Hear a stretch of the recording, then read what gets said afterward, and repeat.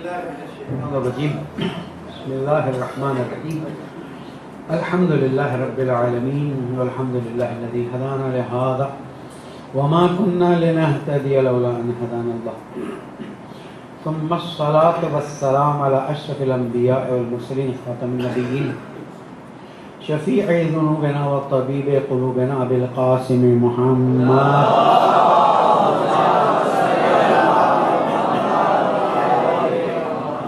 وعلى أهل بيته الطيبين الطاهرين المعصومين المظلومين الذين أذهب الله عنهم الرجس وطهرهم تطهيرا.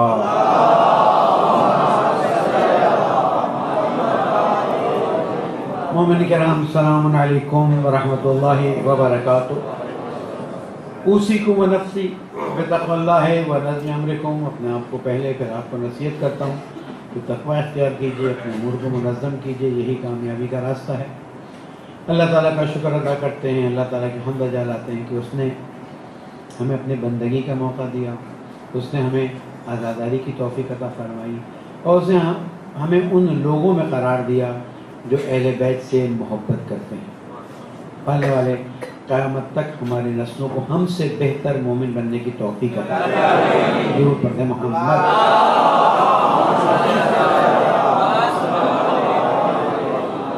ایام شہادت حضرت امام حسن عسکری علیہ السلام.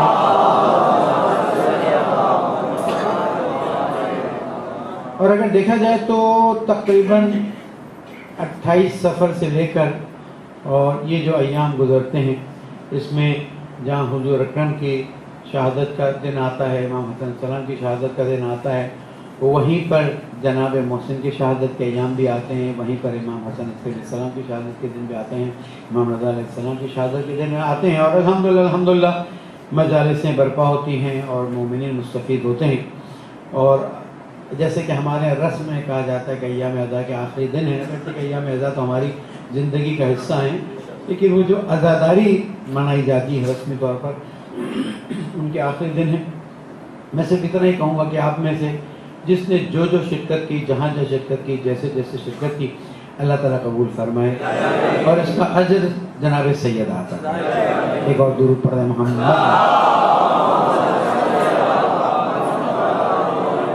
مومنین، گفتگو تھوڑی سی مختلف زاویے سے اگرچہ کہ مزاج آپ آشنا ہے، اور وہ یہ ہے کہ یہ عزاداری پہلی محرم سے پہلے والے جمعے کو بھی اور پہلے محرم کے پہلے جمعے کے بعد بھی، پہلے تاریخ کے بعد کے جمعے بھی، میں نے اس بات کی طرف توجہ دلائی تھی کہ عزاداری ہمارے پاس امانت ہے اور اس امانت کو ہمیں اسی طرح سے آگے بڑھانا ہے.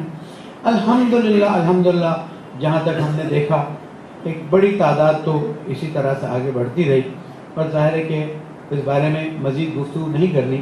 لیکن جس طرح سے ہم نے ابتدا میں بھی آپ کو ہوشیار کیا تھا، آج ٹائم ہے کہ ہم اس کا حساب کریں، کتاب کریں کہ آیا جن خطروں کا ہمیں ڈر تھا وہ خطرے آئے نہیں آئے تو ہم نے اس کا مقابلہ کیا، خاموش بیٹھے رہے. ہم نے عرض کیا تھا کہ دو چیزیں ایسی ہیں جس کے خلاف بھرپور سازشیں ہیں، ایک علماء و مرجعیت جس پہ گفتگو ہو چکی، بعد میں کبھی اور کر لیں گے، اور ایک عزاداری. عزاداری کے بارے میں اتنی حساسیت کیوں ہے؟ اس لیے کہ عزاداری اس وقت دین کا ستون ہے، اور اگر اس میں کسی قسم کی کمی بیشی انحراف پیدا ہوتا ہے تو ذرا سا انحراف وہ کہیں سے کہیں لے جاتا ہے. پاکستان کی بات تو نہیں کرتا، لیکن کراچی کی بات اور مثال دینے کے لیے میں آپ کی خدمت میں آج حاضر ہوا ہوں تاکہ عرض کروں کہ یہ چیزیں واقع ہوئی. درود پڑھنے محمد و آل محمد.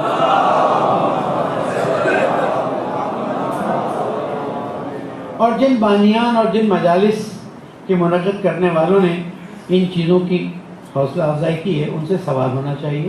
اس لیے کہ مثلا مسجد میں کوئی چیز ہوتا ہے، لوگ آتے ہیں سوال کرتے ہیں، مولانا یہ کیسے ہوا، مینیجنگ کمیٹی سے سوال ہوتا ہے یہ کیسے ہوا، ہم جواب دیں، آپ کو بھی جواب دیں، اللہ کو بھی جواب دیں. اسی طرح سے جنہوں نے مجالسیں کرائیں اور ان مجالس میں ایسے دیکھیں ذاکرین کا لفظ میں نے اس وقت بھی کہا تھا مقدس لفظ ہے، اس لیے میں اگر غلطی سے ذاکر کہہ جاؤں تو مراد ذاکر کے لفظ کی توہین نہیں، لیکن کیونکہ اس طرح والوں کو ذاکر کہا گیا ہے اس وجہ سے، ورنہ بڑے محترم اور بہت ہی پائے کے ذاکرین ہیں کہ جنہوں نے دین کی اور عزاداری کی حفاظت کی، خدمت کی، اور آج بھی کر رہے ہیں.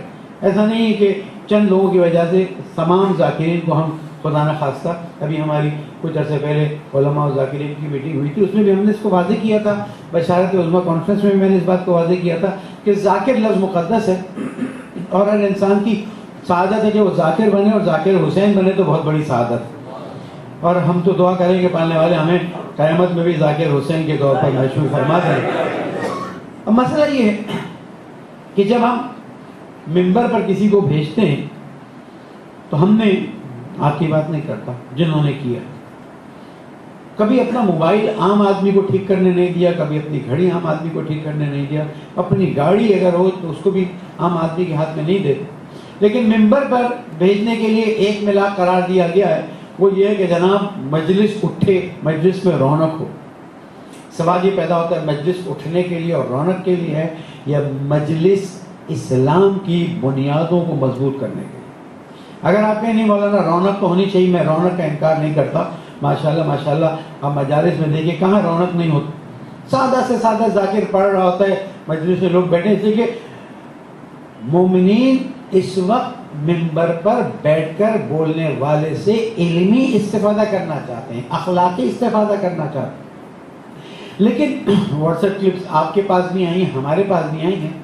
یہ کون لوگ ہیں کہ جو منبر پر بیٹھ کر دکھاتے ایسے ہیں بالکل صحیح فتویٰ دے رہے ہیں، لیکن بالکل وہ فتویٰ ہوتا ہی نہیں. دیکھ لیا آپ نے، ان ذاکر سے پوچھا گیا کہ آپ نے کہا تھا، پھر میں نے ذاکر کہہ دیا معذرت کہتا تو اس منبر پہ بیٹھنے والے سے پوچھا گیا کہ آپ نے فتویٰ دیا، یہ فتویٰ بتائے، وہ فتوے کی کاپی کہاں ہے؟ توضیح المسائل. تو انہوں نے کہا توضیح المسائل سے دیکھنے کا، توضیح المسائل تو پاس ہے، اس پہ سے آپ بتا دیجیے. یہ آپ اپنی طرف سے چیزیں لا کر کہاں سے بیان کرتے ہیں؟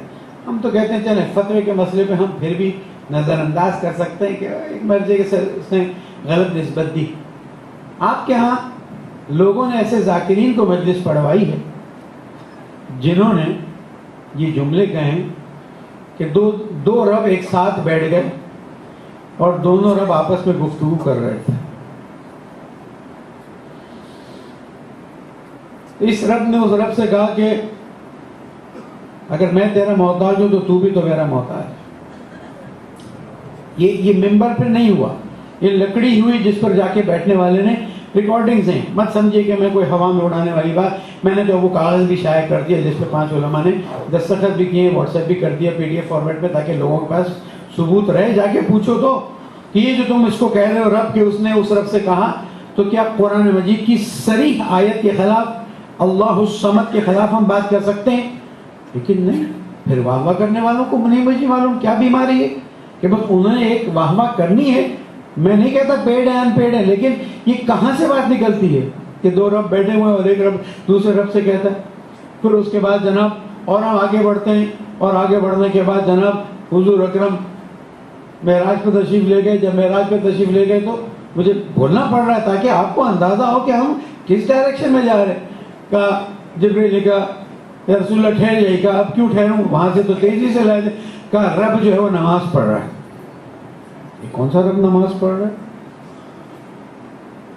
یہ سوالات ہمارے پاس موجود ہیں. اسی طرح کی چیزیں ہم کہاں لے جا رہے ہیں قوم کو. اور اگر اس ابتدائی مرحلے میں ہم نے ان چیزوں کو الحمدللہ علماء نے اپنا کردار ادا کیا، مومنین نے اپنا کردار ادا کیا، لیکن ہمیں سوال کرنا پڑے گا ان لوگوں سے کہ جنہوں نے علماء کی اور مومنین کی بات کو نہیں مانا، ثبوت لے جا کر دیے بھی گئے. کہا آپ فکر نہ کریں اب وہ یہ نہیں پڑھیں گے. جس نے پڑھ دیا، جس نے نوجوانوں کو ایک دوسری لائن پہ لگا دیا، اس کا تم کیا کرو؟ ہم نے بھی بقیت اللہ میں باقاعدہ ذمہ داری کے ساتھ، بعض لوگ آئے فلاں سے پڑھانے، ہم نے کہا نہیں ہم نہیں پڑھائیں گے، اس لیے کہ ہمارے پاس ان باتوں کے ثبوت موجود ہیں. ناراض ہوئے. میسمی صاحب اپنی مونوپلی کرنا چاہتے ہیں، میسمی کوئی حیثیت نہیں رکھتا. اگر ہم یہاں پر ذمہ دار ہیں تو کوئی اور کہیں ذمہ دار ہے، اسے دیکھنا پڑے گا. کیوں؟ اس لیے کہ دین کا مسئلہ ہے، اور اگر دین کے مسئلے میں ہم نے ذرہ برابر بھی کوتاہی کی تو ہم تو دنیا سے چلے جائیں گے. عزاداری نے اپنی جگہ پر باقی رہنا ہے. آپ دیکھیں کہ جب 11 امام علیہ السلام کی شہادت واقع ہوتی ہے، امام علیہ السلام کے جو وکلاء ہیں انہوں نے امام سے پوچھا کہ آپ کے بعد ہمیں کچھ پتہ نہیں چلتا. کچھ لوگوں کی ملاقات ہوئی لیکن زیادہ زیارت اور دیدار نہیں ہوتا تھا حضرت کا. ہم کیا کریں گے؟ کہا جب تم واپس آؤ گے تو تم سے طلب کرنے والا طلب کرے گا. جو تم سے طلب کرے اس سے پوچھو کتنی مقدار ہے. اس مقدار کو اگر تم دیکھو کہ وہی ہے جو تم سے طلب کی گئی ہے ان کو دے دو اور وہی تمہارے آئندہ کے امام ہے. نتیجہ کیا ہو؟ اکثر نے آ کے اپنے طریقہ کار سے اس ڈیوٹی کو انجام دیا. لیکن ایسے بھی تھے کہ جنہوں نے امام علیہ السلام کی امامت کا انکار کر دیا. میں نے ایک جگہ مجلس میں مثال دی، پتہ نہیں یہاں پہلے میں نے دی کہ نہیں دی، کہ ہم غیبت کے زمانے میں مشکل کیا ہے. میں نے آپ کو صرف سیدھا ایگزامپل دی، ورنہ ایگزامپلز بھری ہوئی ہیں. مشکل کیا ہے کہ جس زمانے میں امام نفس نفیس موجود ہیں. آپ نے صفین و نہروان کے واقعات تو سنے نا. کیا ہوا؟ مولا کائنات سے بڑھ کے رسول اکرم کی ذات اپنی جگہ پر، لیکن اس کے بعد مولا کائنات کے زمانے میں ان سے بڑھ کے تو کوئی شخصیت نہیں تھی. ان کے ساتھ صفین میں جنگ پہ جانے والے مولا کائنات کی گردن پر چھری رکھتے ہیں اور کہتے ہیں کہ واپس بلاؤ مالک کو ورنہ تمہیں قتل کر دیں گے. ارے کائنات کی عظیم ترین ہستی کی گردن پہ چھری رکھتے، یہ انحراف کا شکار ہوئے تھے نا یا نہیں؟ امام موجود ہے پھر بھی انحراف کا شکار ہو سکتا ہے کہ شیطان بہت تیز ہے. اس کے بعد دوسرا کیا واقعہ ہوا؟ نہروان میں مولا کی مدد کے لیے چلے ہیں، بصرہ سے آئے ہیں، کوفہ سے آئے ہیں، جا رہے ہیں. جب پہنچے نہروان کے مقام پر رات ٹھہرے، ان کی خوارج کی تسبیح سنی، خوارج کا ذکر سنا، نماز دیکھی، دن میں دیکھا سر پہ سجدے کے نشان ہیں، ہاتھوں پہ سجدے کے نشان ہیں. اب دیکھیں ایک طرف علی مال حق والحق وہاں ہے نا. یہ حدیث اپنی جگہ پر ہے نا کہ آپ کو کسی صحابی نے پوچھا کہ دوسرے صحابی سے یہ بتائیے کہ جب اگر کبھی میں شک و شکو کا شکار ہو جاؤں آپ کے بعد یا رسول اللہ تو کیا کیا جائے؟ صحابی سے پوچھا تو رسول نے کیا جواب دیا تھا؟ کہا رسول اکرم نے فرمایا تم دیکھو جس طرف علی اس طرف چلے جانا. نہروان میں آ کے کہتا مولا ہمیں شک پڑتا ہے، گروہ آتا ہے، ہمیں شک پڑتا ہے کہ ان کے ساتھ لڑنا صحیح ہے یا نہیں. بھائیوں اور جو میری بہنیں اگر کبھی میری بات سنیں گی، میرے فیس بک پیج پر زہر اکیڈمی کے فیس بک پیج پر میرے خطبے سنتے ہیں، مجھے یہ بتائیں جہاں مولا کائنات ہیں وہاں پر بھی لوگ شک و شکوک کا شکار ہو جاتے ہیں. یہاں پر تم ممبر پر آ کر اور ایسی باتیں کرتے ہو تو کیا نوجوان منحرف نہیں ہوں گے؟ لوگوں کے ذہن میں شک و شکوک نہیں آئیں گے؟ اب سوال ہے کہ یہ کرتے کیوں؟ نمبر 1 مجلس اٹھتی ہے، ایسی باتیں کرو مجلس اٹھتی ہے، او ہو تم نے بالکل نئی بات بتا دی. نمبر 2 دعوتیں زیادہ ملتی ہیں، زیادہ لوگ بلاتے ہیں. نمبر 3 لفافے کا عنصر اپنی جگہ پر موجود ہے. ان سے پوچھیں نا آپ کو جتنے مجلسیں پڑھنی ہیں آپ کسی سے پیسہ نہ لیں. کیوں پیسہ لیتے ہیں آپ؟ نمبر 4 ان کے دلوں میں کسی پر شک نہیں کرتا، ان کے دلوں میں امام حسین کا کتنا غم ہے، جا کے ذرا چیک تو کیجیے. واقعی آزادار ہوتے ہیں آپ کی طرح یا چل رہی ہوتی چیزیں، اس سے زیادہ نہیں کہنا چاہتا. لیکن اصل کیا ہے؟ یہ سب بائی دا وے چیزیں. اصل یہ ہے کہ یہ چاہتے ہیں کہ لوگوں کے درمیان غلط فہمی پیدا ہو جائے. ہم نے خود اس وقت نہیں، کچھ عرصے پہلے، چند سالوں پہلے ایک اسی طرح کے صاحب سے بیٹھ کے گفتگو کی کہ یہ جو آپ کہتے ہیں کہ اللہ جو ہے وہ اہل بیت کے رب ہیں اور اہل بیت ہمارے رب ہیں، تو یہ مجھے آپ کوئی دلیل دیں، کوئی سمجھائیں کہ آپ کے ماں باپ رب نہیں ہیں. میں نے کہا ہاں رب ہے، رب یعنی تربیت کرنے والا. کہ بس جیسے آپ کے ماں باپ رب ہیں ویسے اہل بیت رب ہے. لیکن تو پھر آپ وہاں سے رب آنے کے بعد اللہ کے بارے میں اہل بیت کے رب اور اہل بیت جو ہمارے رب، اس کی دلیل تو نہ ہوئی نا. پھر تو اللہ اہل بیت کے رب ہوئے، اللہ ماں باپ کے رب ہوئے، ماں باپ ہمارے رب ہوئے. تو منبر پر جب آپ جا کے کہتے ہیں کہ مثلا اہل بیت جو ہمارے رب ہیں اور ہمیں ان کو اپنا رب ماننا چاہیے، تو اللہ سبحانہ وتعالیٰ تو واضح طور پر قرآن مجید میں ارشاد فرما جاتا ہے یا ایھا الناس اعبدوا ربکم الذی خلقکم والذین من قبلکم لعلکم تتقون. بندگی کرو اس رب کی کہ جس نے تمہیں بھی پیدا کیا، تمہارے پہلے والوں کو بھی پیدا کیا. ہم تو سب دنیا میں آئے نا. پھر آپ کہتے ہیں مولود کعبہ غلط ہو گیا. پھر مولود کعبہ کیسے کہتے ہیں آپ سمجھ رہے ہیں؟ غلط فہمیاں پیدا کرنا ہے. مولود کعبہ کس کو کہتے ہیں کائنات میں؟ ایک شخصیت ہے مولا کائنات. اگر آپ کہہ دیں کہ وہ رب ہے تو وہ مخلوق نہیں ہوا، اور اگر وہ مخلوق نہیں ہوا تو مولود کعبہ کہتے رہے، اور پھر جو چیزیں اس کے بعد بننا شروع ہوں گی. دیکھیے بات کرنے والا اگر منحرف ہے تو وہ کسی طرح سے آپ سے وہ لاکھ وعدہ کر لے کہ میں کوئی ایسی بات نہیں کروں گا، لیکن وہ اپنے انداز میں ایسی باتیں ڈال کے چلا جاتا ہے جس سے بعد میں انحرافات پیدا ہوتے ہیں. میں پھر سے کہوں گا کہ اگر قوم نے اپنی اس ذمہ داری کو پورا کیا ہے، میں نہیں کہتا، لیکن ایک گروہ ہے جو باقاعدہ سپورٹ کر رہا ہے، یعنی باقاعدہ طور پر ہمارے ساتھ ایک مقابلے کی صورت پیدا کی ہے کہ تم ہمیں روک کے بتا دو، ارے فلاں مجلس نہیں پڑھے گا تو کیا مجلس نہیں ہوگی، فلاں نہیں پڑھے گا، یہ 7 8 میں کہتا ہوں 10 لوگ ہیں، اگر یہ مجلس نہیں پڑھیں گے تو کیا مجلس نہیں ہوگی. لیکن یہ مجلس نام پر جو چیز پڑھیں گے، مجلس تو نہیں کہہ سکتا، مجلس تو مقدس لفظ ہے، وہ چیز پڑھیں گے، کیا اس سے اگر فتنہ پیدا ہوا یا ہوتا ہے. آپ نے وہ اہل سنت کی ہمارے یہاں بھی اے پی سی ہو رہی تھی، ہمیں بھی اس دھرنے کے بارے میں حاضر ہونے کے لیے کہا گیا کہ آئیے بتائیے آپ کی کیا رائے. اس میں ہمیں کہا کہ جناب علماء اہل سنت دیوبند بریلوی سب بیٹھے الگ الگ، مولانا یہ جو آپ کے ہاں ذاکر کہہ رہا ہے کہ قیامت کے دن نماز تھر تھر کانپ رہی ہوگی، روزہ بے ساتھیوں کے ساتھ آیا ہوگا، حج کو یرقان لگ گیا ہوگا، تو یہ دین کے اساس قیامت میں سب ضائع ہو جائیں گے. آپ سوچ سکتے ہیں حضور اکرم نے فرمایا، چھٹے امام نے فرمایا کہ جو نماز نہ پڑھے اس کا ہمارا کوئی تعلق درود پڑھ دیں. بلکہ چھٹے امام کا تو جملہ ہی ہے کہ جس نے نماز کو ہلکا سمجھا اس کو قیامت میں ہماری شفاعت نہیں ہوگی. آیا وہ ذاکر قیامت میں چھٹے امام کی شفاعت کی توقع رکھتا ہے کہ جس کی نماز بے ساتھیوں پر آئی ہوگی؟ اور جب بات کرو مراد ان کی نماز ہے، بھائی تم کیسے کہہ سکتے ہو مراد ان کی نماز ہے؟ تم نے کہا نماز، تم نے کہا روزہ. اگر تمہیں یہی کہنا تھا تو تمہیں کہنا چاہیے بعض لوگوں کی نماز، اس میں ہم شامل ہو جاتے. بے شک ہم جو پڑھتے ہیں اس کو نماز کہنا بھی وہ ایک الگ بات ہے، لیکن آپ آگے گئے نماز تھر تھر کانپ رہے ہوگے، روزہ یہ ہو رہا ہوگا.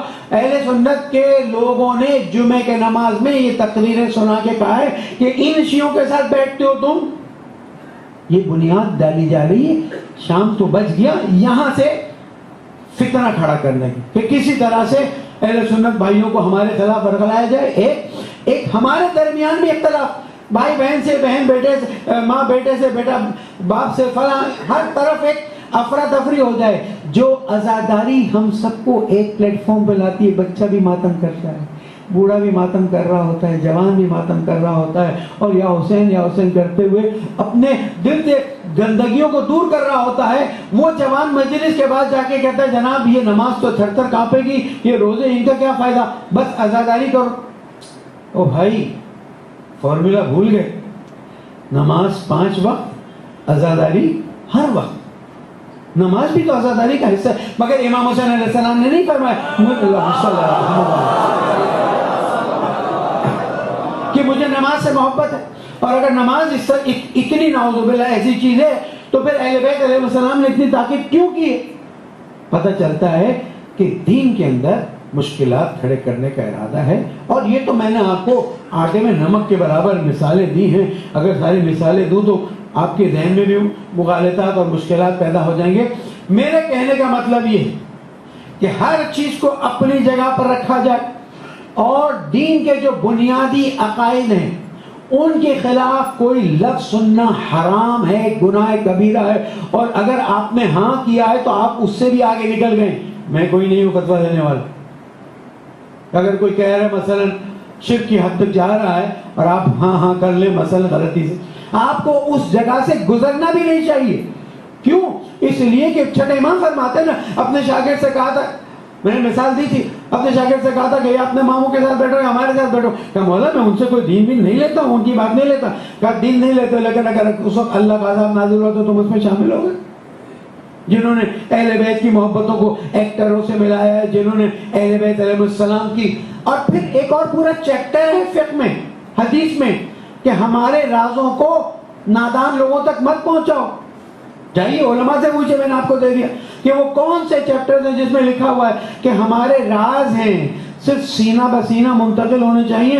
آپ منبر پر آ کر بات کرتے ہیں، بھائی کوئی صورت تھی تبھی تو آ کے پوچھنے والے نے پوچھا نا کہ مولا ہمیں سمجھ نہیں آتے، ہم آپ کو کیا سمجھیں؟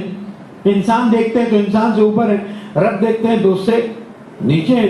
امام نے یہی جواب دیا تھا چھٹے امام نے کہ ہمیں عام انسان سے اوپر اور رب سے نیچے جانا، اس سے بڑھ کے ہمیں کیا چاہیے؟ کہ ایک جگہ سوال جواب کی نشست ہوئی تو کیا مولانا مولا کائنات کے فضائل نہ پڑھے؟ میں نے کہا میرے پہلی محرم سے پہلے کے جمعے کے خطبے میں سنو میں نے کیا کہا تھا کہ نماز جمعہ میں نے عرض کیا کہ اگر مولا کائنات کے فضائل کوئی ایک خطیب منبر پر پڑھتا رہے اس کی زندگیاں ختم ہو جائیں گی، مجلسیں اور فضائل مولا کائنات ختم نہیں ہوں گے۔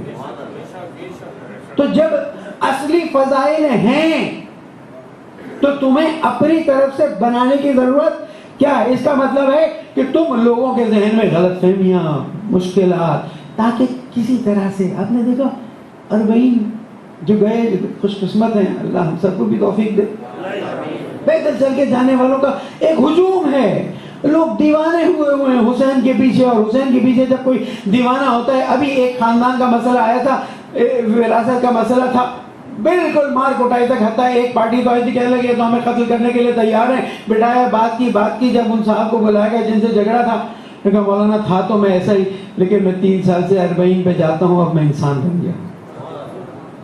یہ انسان بنانے کی چیزیں ہیں، ان کو تم اگر ان مقدسات کو خراب کرو گے تم ضائع ہو جاؤ گے، اور وہ ضائع ہوں گے جو تمہارے پیچھے یا جنہوں نے تمہیں مجلس میں بٹھایا۔ میں نے بنی اسد کے واقعات بہت جگہ پہ بیان کیے، اور یہاں پر تو تفصیل سے بیان کیا تھا اپنا عشرے میں کہ بنی اسد کو پتا تھا کہ امام حسین شہید ہونے والے، لیکن خاموش رہے۔ اب کیا وہ قیامت میں شفاعت کی توقع کر سکتے ہیں؟ اسی طرح سے ہمیں دیکھنا ہے کہ اگر ایسی چیزیں ہوتی ہیں اور اگر ہم خاموش رہتے ہیں تو اس کا مطلب یہ ہے کہ ہم ایک غلط کام کی حمایت کر رہے ہیں۔ بھائی بنی اسد خاموش بیٹھے نا، امام نے کیا فرمایا تھا؟ اے بنی اسد کے مردوں ہم یہاں مارے جائیں گے تو تم آگے ہمیں دفنا دینا۔ غیرت ہوتی اور امام علیہ السلام سے جو ایک ناراضگی نہیں ہوتی، اگر وہ میرا عشرہ یاد کیا جائے 2013-14 کا، اس میں نے عرض کیا تھا، بعد میں لوگ آئے تھے مولانا آپ نے تو بالکل نئی بات کر دی۔ میں نے کہا غلط بات کی لو بات کرو، نئی پرانے کی بات مت کرو، کہ بنی اسد والوں کو نہیں پوچھنا چاہیے مولا کون آپ کو ہاتھ لگائے گا، کس کی جرت ہے؟ چلے گا خواتین اگر یہ بے غیرتی کرے تو غیرت دلن، بچوں اگر کچھ نہ ہو تو، یعنی امام علیہ السلام نے اپنی شہادت کی یقینی خبر دے دی، بلکہ جب صفین کی طرف مولا کائنات جا رہے تھے وہیں پر رکے تھے اور بتایا تھا اپنے صحابیوں کو یہ وہ جگہ ہے جہاں پر میرا بیٹا شہید ہو جائے گا۔ کیوں جو لوگ جن کو پتا تھا وہ چپ بیٹھے؟ صرف امام علیہ السلام سے بغض تھا؟ اس کا مطلب ہے امام علیہ السلام سے ناراضگی کی وجہ سے۔ تو آپ یاد رکھیے گا آپ کا وظیفہ بنتا ہے، آپ کی ڈیوٹی بنتی ہے کہ آپ خاموش نہ رہیں اور ایسے لوگوں کی کلپس بھی آگے نہ بڑھائیں، اور اگر ایسے لوگ کہیں مجلس پڑھ رہے ہیں تو لوگوں کو سمجھائیں کہ جناب یہ چیزیں موجود ہیں، آپ لوگ اس طرح کی مجلسوں میں، یہ مجلس کا لفظ کہنا درست نہیں ہے۔ بہرحال میرا وظیفہ تھا آپ تک پہنچا دوں، زندگی رہی تو پھر آگے، نہیں تو دنیا سے چلے گئے تو انشاءاللہ قیامت میں حاضری ہوگی۔ لیکن اتنا یاد رکھیے گا ہم سب اس امانت میں امانت داری سے کام لیں، اور جناب زہرا سلام علیہ کو ان کے لال کا پرسہ دیتے ہوئے خیانت نہ کریں، اور ایسا نہ ہو کہ قیامت میں ہماری ساری محنتیں ضائع جائیں۔ پالنے والے تجھے محمد و آل محمد کا واسطہ، تجھے تیری عظمتوں کا واسطہ، رحمتوں کا واسطہ، ہمیں انحراف کا مقابلہ کرنے کی توفیق عطا فرمائے، ہماری نسلوں کو اہل بیت کے چاہنے والوں میں قرار دے۔ یہ جو انحراف پیدا کر رہے گا ہدایت کے قابل نہیں تو انہیں اپنے نتیجے تک پہنچا دے، اس ملک کو ان کا گہوارہ بنا دے۔ پالنے والے عزاداری میں کوتاہیاں ہوئی ہوں گی، پالنے والے ان کو تعیب سے درگزر فرما دے، اور ان عزاداریوں میں بہنے والے آنسو، ہونے والی محنتیں، بہنے والے پسینے، کوششیں، تھکن، جو کچھ کیا جناب زہرا کو خوش کرنے کے لیے کیا، پالنے والے قیامت میں شفاعت عطا فرما، مرحومین شہداء کے درجات کو بلند فرما، زخمی بیماروں کو شفا کامل عطا فرما، زمانے کے امام کو ہم سے راضی فرما، ان کے ظہور میں تعجیل فرما۔ بسم اللہ الرحمن الرحیم، والعصر ان الانسان لفی خسر الا الذین آمنوا وعملوا الصالحات وتواصوا بالحق وتواصوا بالصبر، صدق اللہ العلی العظیم۔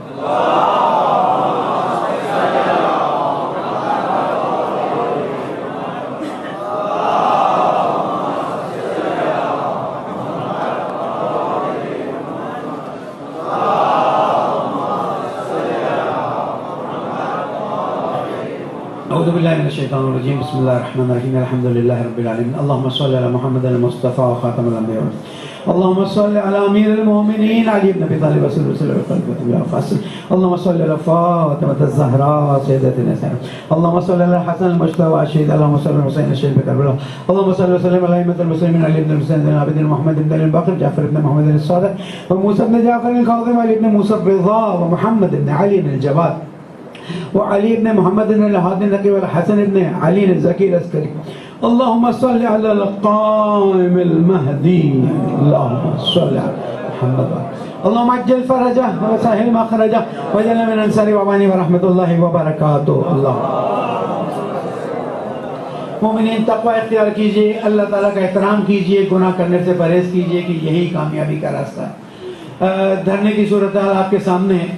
میں حکومت کو 100% اس میں قصوروار سمجھتا ہوں، لیکن دھرنے والوں نے جو تقاضا کیا بہت کم ہے. تقاضا یہ ہونا چاہیے تھا، میں نے ایک اور میڈیا میں بھی یہ بات کہی ہے اور آپ کے سامنے بھی پیش کرتا چلوں کہ تمام جن لوگوں نے اس میں جان بوجھ کے یا بے توجہی سے کوتاہی کی انہیں ہمیشہ کے لیے نااہل قرار دینا چاہیے. بھائی تمہاری آنکھیں بند ہیں کہ ختم نبوت کے مسئلے میں تم اس طرح سے چیزیں آگے تبدیل کر رہے ہو کہ آگے چل کے پاکستان میں مسلمان اور غیر مسلمان کا فرق ہی باقی نہ رہے. سیاسی مسائل بہت زیادہ اس میں. دھرنے والوں سے ہم نے، بہرحال ہم تو اس لائق نہیں ہیں، ہم نے یہ پیغام بھیجا ہے کہ جن علماء کو آپ قبول کرتے ہیں ان کے ساتھ ان کو بٹھا دیجئے اور شرعی طریقے سے فیصلہ کرا دیجئے. جو ذمہ دار ہو، ایک آدمی نہیں، ایک منسٹر کے پیچھے پڑنے کی ضرورت نہیں، جو ذمہ دار ہوں ان سب کو ہمیشہ کے لیے نااہل قرار دے دیں. اس سے بہتر نتیجہ نہیں مل سکتا. لیکن جب دینی تقاضوں کے پیچھے سیاست آ جائے اور دینی تقاضوں کے پیچھے دوسرے مسائل آ جائیں تو پھر ہمیں احتیاط سے نکلنا پڑتا ہے. مولا کائنات نے فرمایا نا، کل فی الفتنۃ کا بنت لبون، فتنے کے زمانے میں اٹھنے کے بچے کی طرح ہو جاؤ، نہ تم پر سواری کی جا سکے نہ تم سے دودھ نکالا جا سکے. اس لیے ہم یہ کہتے ہیں کہ جس نے بھی کوتاہی کی ہے اس کو فوری طور پر ہمیشہ کے لیے نااہل کیا جائے.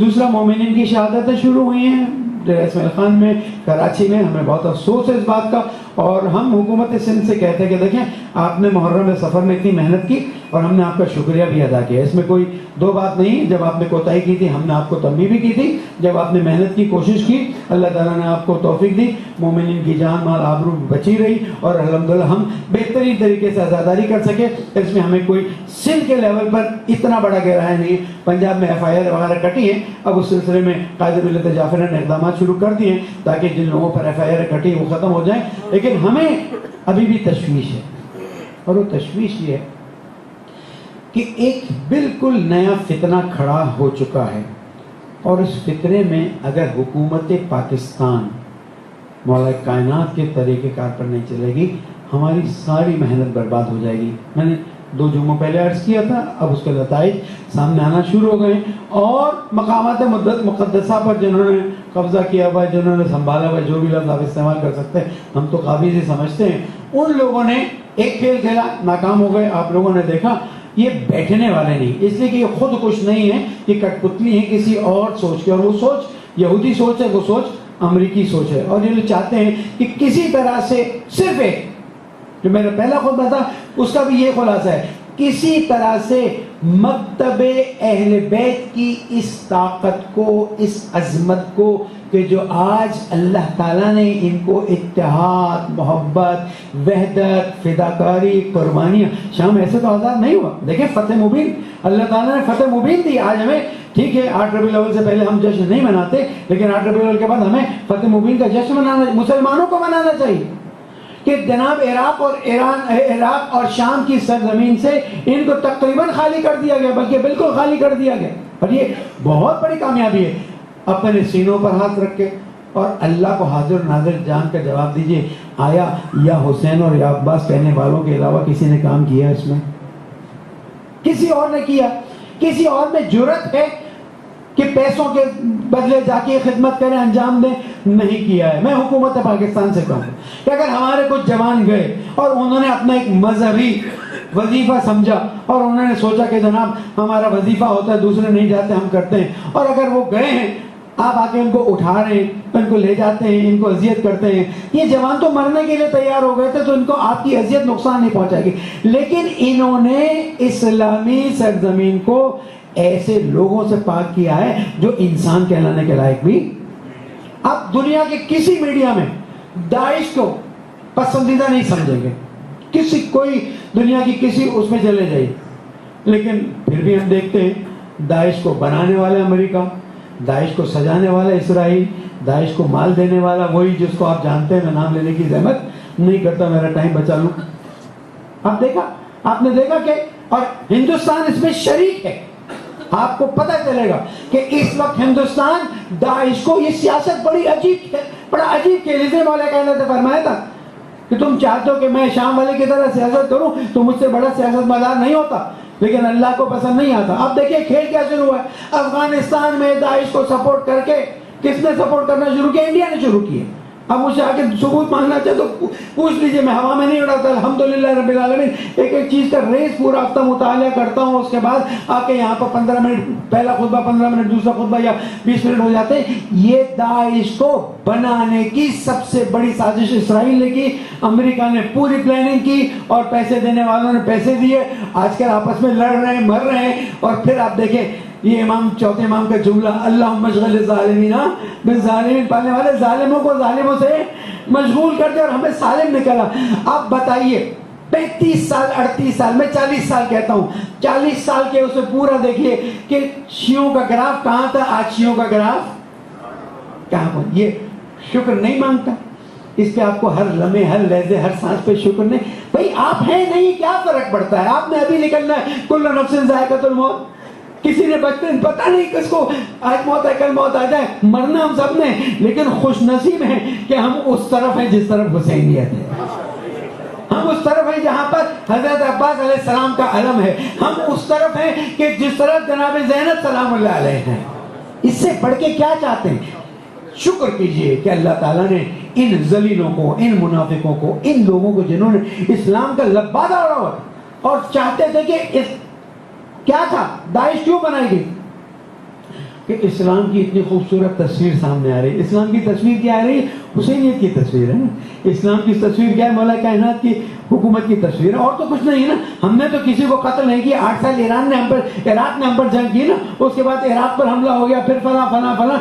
इस 38-40 साल का मुतालिया कीजिए, आप सजदे से सर नहीं उठा सकेंगे। अपनी मुश्किलात तो भुला दीजिए, ये मुश्किलात तो आती हैं और ये मुश्किलात आपका इम्तिहान है। इन मुश्किलात में एक जुमला कहिए, इन्ना लिल्लाहि व इन्ना इलैहि राजिऊन। आगे बढ़ जाइए, खुश होइए कि आप उस जमाने में हैं जहां पर मौला कायनात अलैहिस्सलाम की विलायत अजमत पर पहुंची हुई है, जहां पर बहरीन जैसे लोग आज तशय्यो के लिए, अपने मकतब के लिए अपना आराम भुला चुके हैं। सऊदी अरब में शिया कौम अहले बैत अलैहिस्सलाम के परचम को बुलंद करने के लिए तैयार खड़े हैं, मार खाते हैं, जेल में जाते हैं, टॉर्चर होते हैं। वो अली सलमान पर केस चल रहा है, जनाब तुमने बहरीन के खिलाफ साजिश की, फला की।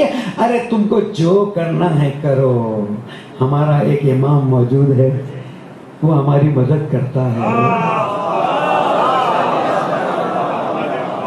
मैं तो उस शहर में खड़े होकर बात कर रहा हूं जहां पर आपने धमाके बर्दाश्त किए, गोलियां बर्दाश्त की, शहादतें बर्दाश्त की, जेल काटना बर्दाश्त किया, लेकिन आज इज्जत और शराफत के साथ अपनी जबान से कह सकते हैं या हुसैन। और ये या हुसैन हमारे लिए बड़ी अजमत की बात है। बस मैं यही कहूंगा, हुकूमत आए इस नए फितने की तरफ जिसकी तरफ मैं इशारा कर रहा हूं, आकर के नाखून ले। मकतब अहले बैत के बड़े बड़े उलमा हाजिर हैं आपको बताने के लिए, समझाने के लिए, इसलिए कि बिल आखिर गैबत में हमारा इमाम हमारी मदद करता है, वरना ये मराज तकलीफ इतने बड़े बड़े फैसले नहीं करते। जैसे दाइश शुरू हुई थी, वहां सीसा ने ऐलान किया था, खड़े हो जाओ जवान। पाकिस्तान से भी लोगों ने कहा मौलाना हमें भी जाना है। वहां से जब हम गए और हमने इजाजत ली, कहा नहीं जनाब अभी हमारे पास 10 लाख जवान मौजूद। अब देखते हैं, मैं बात मतलब इनके मातम कर, ये जो जवान जाते हैं ना जान देने के लिए, ये जब पहले दस्ता जाता है नजफ, फिर दस्ता जाता है करबला, इनकी वीडियोस आप तक आती हैं। आप इनके मातम का तरीका देखेंगे ना तो आपको ऐसे लगेगा जैसे फौजी मार्च पास हो रहा है। हाथ एक साथ उठेगा, पैर एक साथ चलेगा और आवाज भी एक साथ निकलेगी। पता चलता है कि ये जवान अपनी जानों को हथेली पे रखकर अब दिफा करने के लिए निकल रहे हैं। मोमिनीन 9 रबीउल अव्वल आए, अपनी खुशियां जरूर मनाएं, लेकिन उन लोगों को जरूर याद कीजिएगा जिन्होंने आज मकतब को कहां पहुंचाया हुआ है, मकतब को कितनी इज्जत दी हुई है, और शायद वो दुनिया से चले गए हैं, वो अपने सुकून से होंगे। उनके घर वाले, दूसरे शहीदों के घर वाले जिन्होंने खिदमतें की, जिन्होंने जाने दी, उनको याद रखिए, उनको अपनी खुशी में शामिल कीजिए। और मोमिनीन एक बार और कहता जाऊंगा کہ جس نے بھی جہاں جس طرح سے بھی عزاداری کی خدمت کی ہے اس کا آپ شکریہ کیجئے. ٹھیک ہے جناب زہرا اس کو اجر ادا کریں گی، لیکن آپ کو شکریہ ادا کرنا چاہیے، اس لیے کہ یہ والنٹیئرز، یہ ورکرز، یہ جوتے اٹھانے والے، یہ سیکیورٹی کرنے والے، یہ اپنی جانوں پہ کھیلتے ہیں نا، اور اپنی جان کو اہل بیت علیہ السلام کے لیے ہتھیلی پہ رکھ کر یہ سب خدمت انجام دیتے ہیں. ان کا شکریہ بھی ادا کیجیے اور ان کے لیے دعا بھی کیجیے. پالنے والے تجھے محمد والے محمد کا واسطہ، تجھے تیری عظمتوں کا واسطہ، ان کی خدمتوں کو قبول فرما، ان کی عاقبتوں کو خیر فرما. پالنے والے اسی طرح سے بہترین عزاداری کرنے کی توفیق عطا فرما. پالنے والے اب جب مکتب کو اتنی عزت ملی ہے، ہمارے امام کے ظہور میں تعجیل فرما دے، ہمیں ان کی نصرت کی توفیق عطا فرما، ہماری دلی حاجات کو روا فرما دے، ہمارے گناہوں کو معاف فرما دے، مرحومین شہداء کے درجات بلند فرما، زخمیوں اور بیماروں کو شفا کامل عطا فرما، بے گناہ اسیروں کو جلد از جلد رہائی فرما. پالنے والے اسی طرح سے تیرے سامنے لذت کے ساتھ نماز و دعا کی توفیق عطا فرما، اور عزاداری کے ذریعے ہمیں بہترین انسان بننے کی توفیق عطا فرما. پالنے والے ہمارے دعاؤں کو قبول فرما. بسم اللہ الرحمن الرحیم. اذا جاء نصر اللہ والفتح ورأيت الناس يدخلون في دين الله أفواجا فسبح بحمد ربك واستغفره إنه كان توابا. صدق الله العلي العظيم.